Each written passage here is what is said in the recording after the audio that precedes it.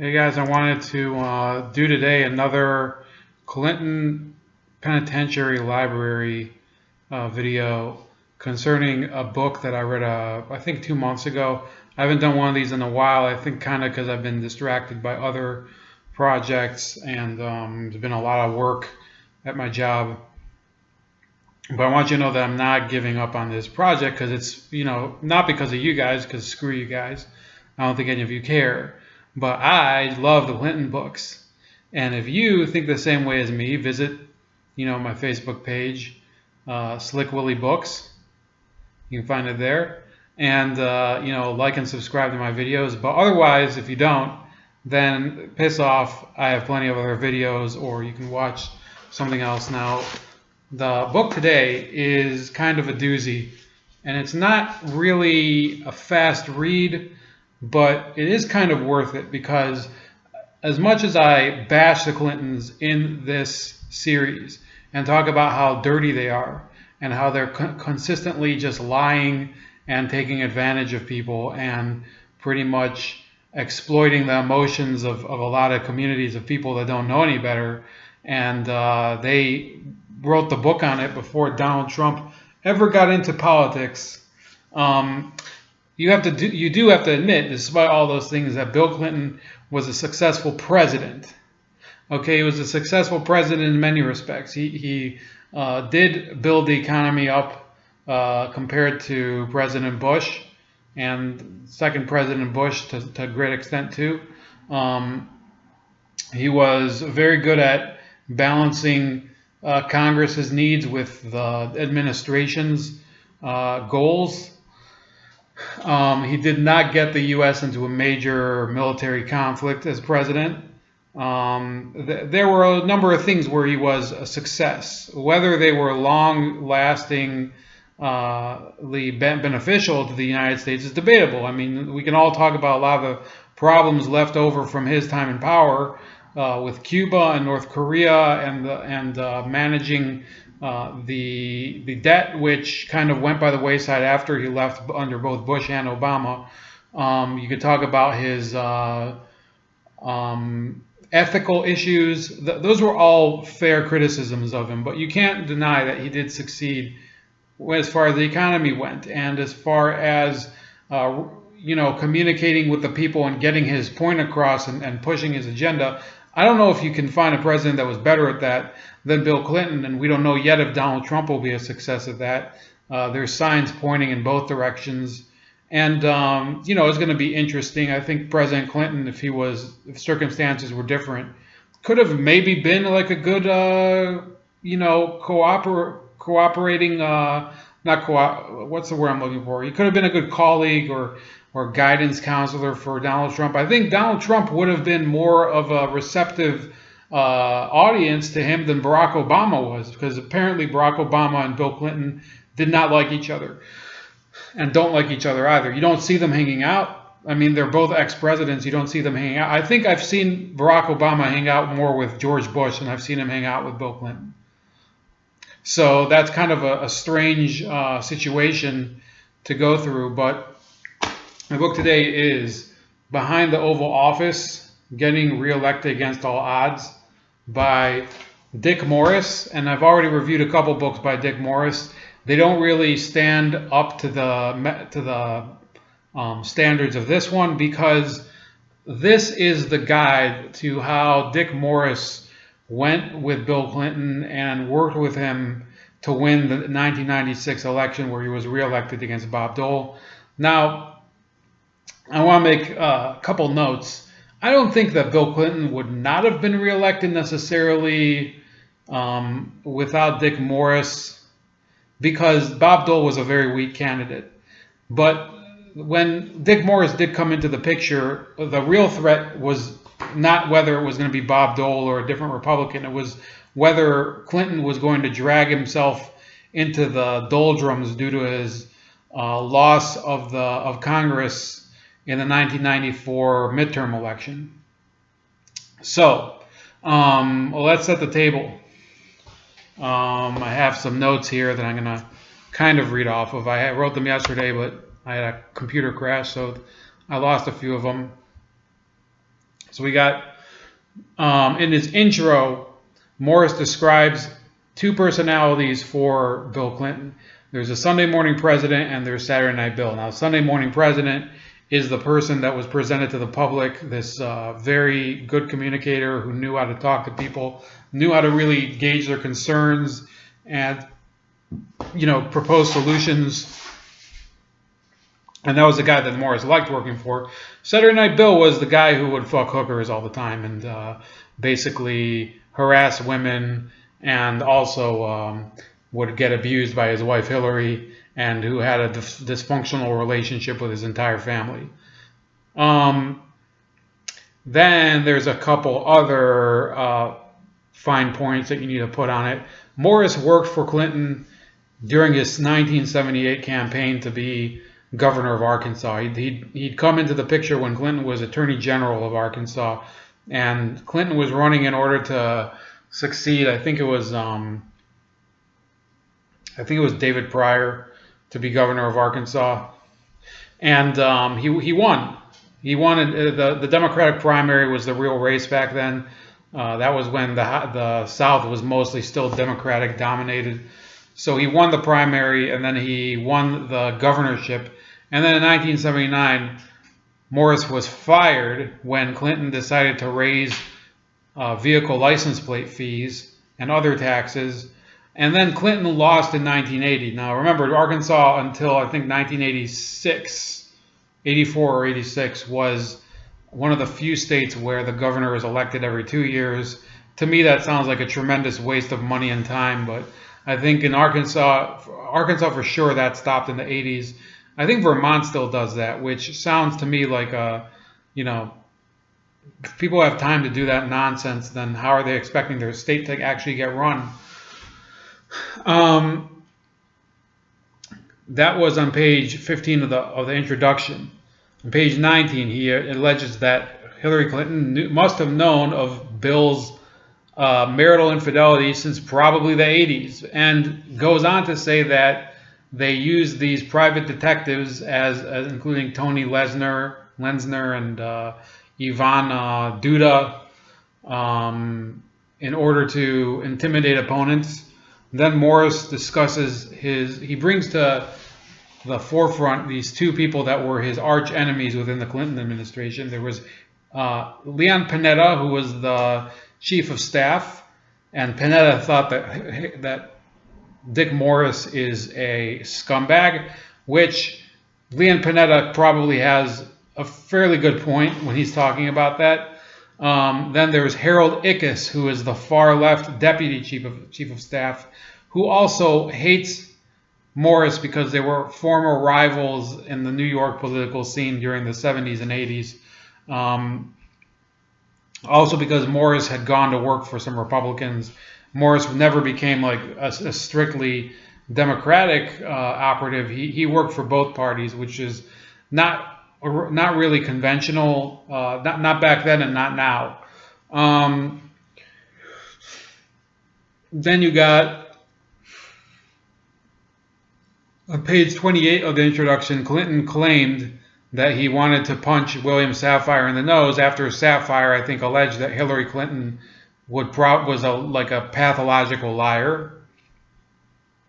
Then on pages 37 through 39, Dick Morris discussed his own prostitution scandal. He was caught on, I think, like the night before the Democratic convention with a hooker in his hotel room in Washington. Then on pages 4 to 5 of the actual book, Morris and Clinton discussed the political ramifications of invading Haiti. Now, I think it's worthy to note that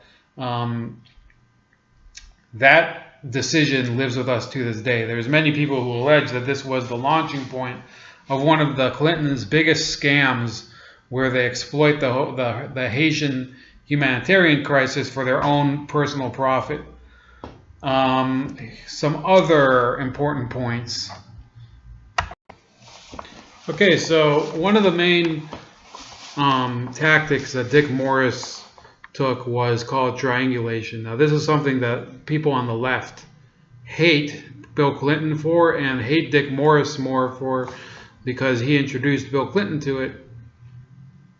And what this means is that Bill Clinton would do things where he would, especially after the Republicans won Congress in 1994, he would take the Republican policies and basically support the policies and take credit for them and force Democrats to help him implement them. And it was in this way that he was able to produce this image where he was the consensus president, the one that transcended party lines. And the Republicans couldn't attack him because he was basically saying, yeah, I'll cut taxes. Sure, I'll end welfare as we know it. We're going to force people to go to work in order to get their welfare. Yeah, I mean, I have no problem with that.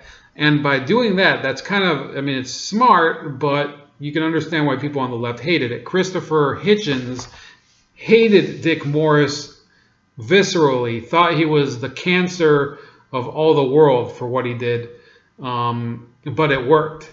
And here's one of the statements. I had a lot of notes on this, but, it would take so long because there's just so many good things in this book about just that part.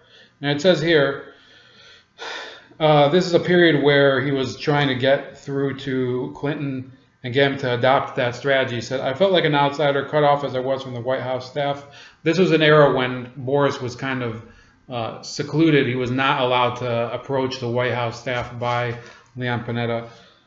Each week I would give the president the same advice, move to the center. Each week I criticized the president's speeches for not offering a positive alternative to his attacks on the Republicans' budget cuts. I argued that as long as we lined up with the congressional Democrats and just sniped at cuts in school lunches and Medicare, we would get nowhere. These guys in Congress, the Democrats, just wanted to refight the 94 elections and make them come out right this time. It won't happen, I predicted.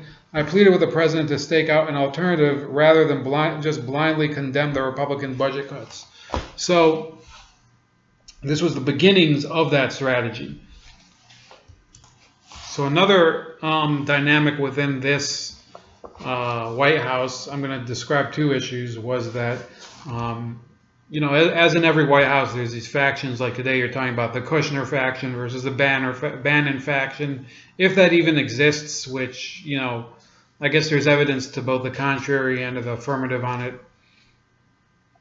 In the Clinton White House, there was the George Stephanopoulos faction, there was the Leon Panetta faction, there was the Harold Ickes faction, there was the Rahm Emanuel. You get the point. There were so many guys there that were basically spinning plates on their fingers that you kind of wondered who was to be the person to trust. And who was it that Clinton trusted? And Morris was always able to gain Clinton's trust. But what he also needed were other allies within the administration. And Stephanopoulos was one of these guys. And he says on page 134, Stephanopoulos' relationship with the vice president, Al Gore, was even rockier. Before coming to the White House, George had been a top staffer of Congressman Richard Gephardt. That's Dick Gephardt, for those of you that don't know. Gore's most likely Democratic rival for the presidential nomination in 2000. But I knew, and the president knew as well, that George had to be involved if we were to win. In July, I cornered George in the hallway of the old executive office building, the ornate structure next to the White House, where most White House staffers had their offices and where most staff meetings took place, and ushered him into a vacant alcove. I didn't trust any office or phone line with this conversation. What is your analysis of the power situation in the White House? I began bluntly. You have all the power and I don't have any, he replied genially. Want to change that? I offered. Yes, how would I do that? He asked wearily. Come join me, come work with me. My entire career is now staked on Bill Clinton's victory or defeat. I see my consulting operation as a meritocracy here. I don't care what you've done to me or I've done to you in the past. We were fighting for power and we were fighting over the balanced budget speech. You fought fair and so did I. It's over now. Come and join me, the two of us, and lead the operation with me. Equals partners, allies, I meant every word. Then when we disagree, we'll do it cleanly and with notice to each other. When it's settled, we'll do it together. So then he co-opts George Stephanopoulos, now who works for ABC News and whatever. this was kind of like Morris subverting Leon Panetta. And then there were a number of people. There was Don Burr and Bill Curry and Gene Sperling and all these guys. And he says, by the fall of 1995, this is page 135, my job had expanded beyond that of offering strategic advice to the president. I was in charge of the advertising war I described in the next chapter and the polling and message development that went with it. But I also came to share with George the day-to-day operation of the White House message machine, which produced a daily flow of speeches, issues, and proposals. So, I'm going to go off script, and by the way, you can read this book. There's just a lot of things there that I can't even go through all of them. But if you really want to know why Bill Clinton was a huge success, then read Behind the Oval Office, because I think the 1992 campaign was kind of him getting discovered by the American people. 1996 was him winning the American people completely. He did not win a majority in 1992. I think in 96 he won a much larger tally. Okay, so a quick note on the 96 and 92 elections. Those were the first elections in many years that there was a viable third party candidate. That was Ross Perot. And though Perot did not win any electoral votes in either of those elections, what he did do was make it much harder for the Republicans to win. Another quick note. The Republican Party did crush the Democrats in 1994. But think about who those leaders were in the 90s. It wasn't anybody dynamic like today, not even close. I mean, you think about who's like the top Republican thinkers today. Even today, they don't really blow you away. I mean, Ted Cruz is a very intelligent person, hated absolutely by the majority of young people, and a lot of people on the coasts. He could never ever, with all due respect to conservatives and whatever, Ted Cruz is probably never going to be president, but he could do some other things. Then there's Rand Paul, obviously somebody a lot of people admire. Not a very charismatic figure, but those people that I'm talking about, Cruz, Rubio, Paul, Ron Paul, you have Mitt Romney even, and I'll be the first to tell you, I think Mitt Romney was basically garbage. But in terms of personality, they were miles away from what the Republicans offered in the 90s. They had these basically these shrunken prunes running the party. First of all, you had Bob Dole in the Senate, this aging former candidate for vice president in 1976. So it passes 20 years, now he's candidate for president. What the hell took him so long? Well, the real talent in the Republican Party was Ronald Reagan in the 80s, of course, and George Bush inherited the position. So it's kind of like the world passed him by, and suddenly once Reagan and Bush were gone, it was like you had the leftovers from the Gerald Ford era. That's the guy who ended up representing the party. You had Newt Gingrich, who he was very successful as a Speaker of the House at just berating the Clintons and going on TV and throwing bitch fits. But I'll have to tell you, when Newt Gingrich signed up to help Donald Trump, I was like, you can do without him, fuck that guy. Because Newt Gingrich was never really a popular figure on the street. I mean, people just didn't like him. Not least of which was because he used to cheat on all of his wives. So what basically happened was that Dick Morris, and he describes it a lot in Behind the Oval Office, was friends with people on both sides of the aisle. And although he wasn't friends with Dole, he was friends with Trent Lott, who was the guy he helped elect as senator from Mississippi in I think '88, and he went with Trent Lott and he said, "Look, you want all of your policy agenda, or 80% of it passed? I'll get it done. You can sign whatever fucking thing, welfare for work." All these other ideas that the Democrats as a party would never support, I'll get you to sign them, and I'll get even some Democrats, Clinton to force some Democrats to sign on to it, and you'll be fine. And Trent Lott went for it because he, to be honest with you, if you were the head of the Senate and you had an agenda to pass, and you had all these lobbyists who you're very, very close friends with. And I'm sure, some of it came from true ideological commitment. But some of it was lobbyist pressure. I think both of them came into play. You would probably take the offer.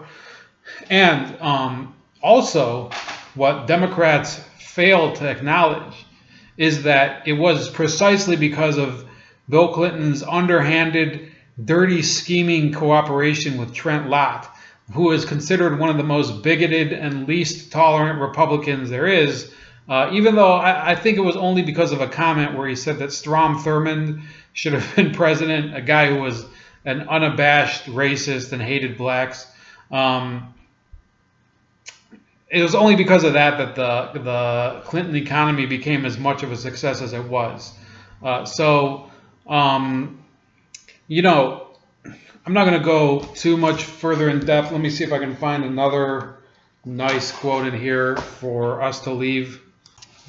Here's page 156. It's kind of a doozy. It says, "Now Clinton's fearful respect for Colin Powell, had not lessened. The president was upset about the adulatory attention Powell got. They're giving him such a free ride, it's ridiculous. He comes on TV like a saint, and those white liberal guilty reporters are so awestruck that they won't ask him a damn question," he complained to me over the phone. So that's kind of interesting. He's president of the United States, and he's jealous of the chairman of the Joint Chiefs of Staff, who is a black guy, Colin Powell, later became Secretary of State under Bush.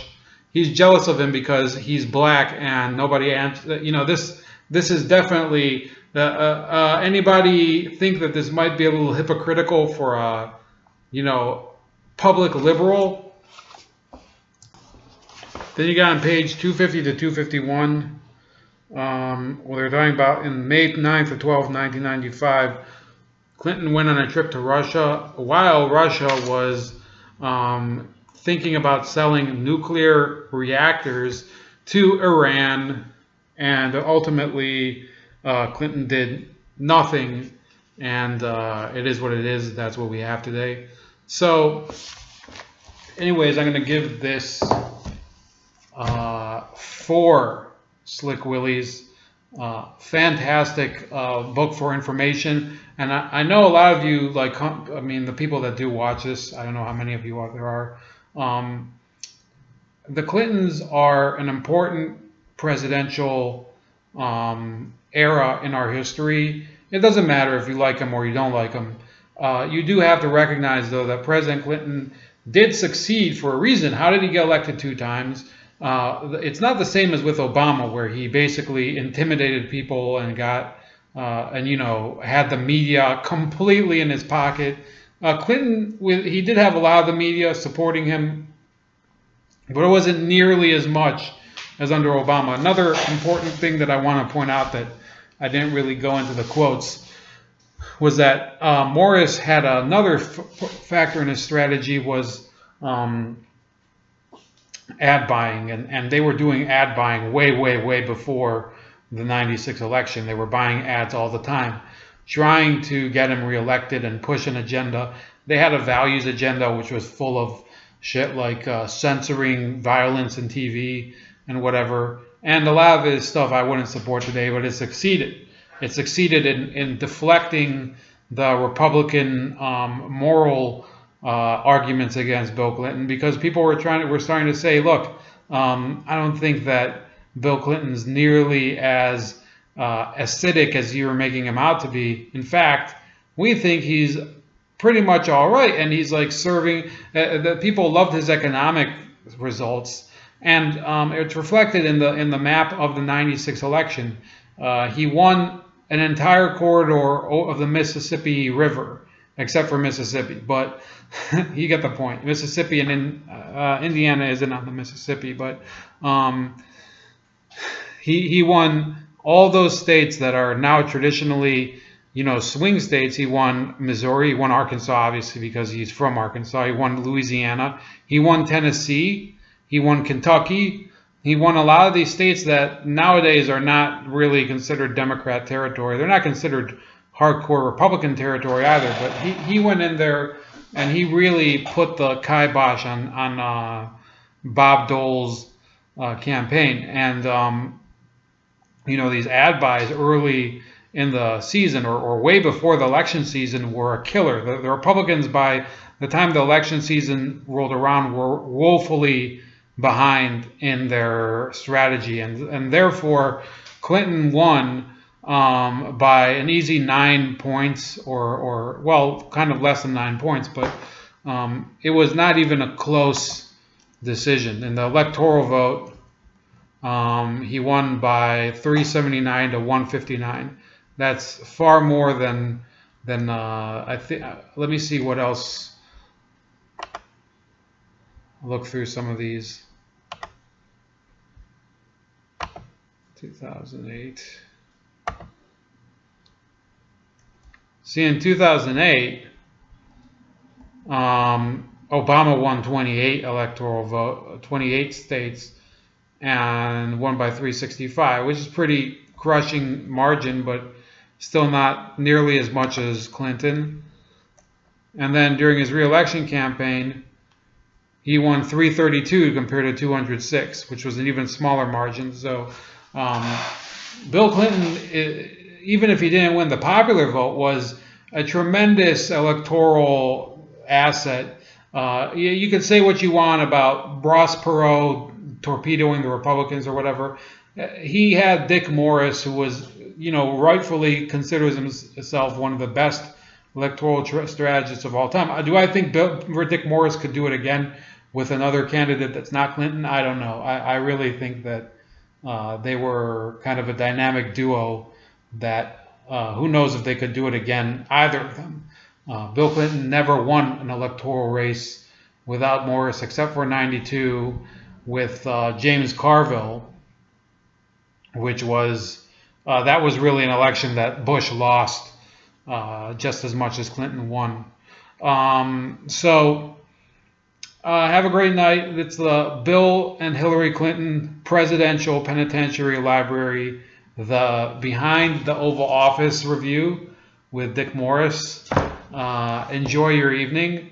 I know that this tank top might seem a little like unbecoming of reviewing books, but it is Dick Morris, and he always appears in those idiotic videos with the pink polos and the stupid. I think Dick Morris is one of the weirdos that I'm always expecting him to be like led into a police car for some dirty shit that he's doing.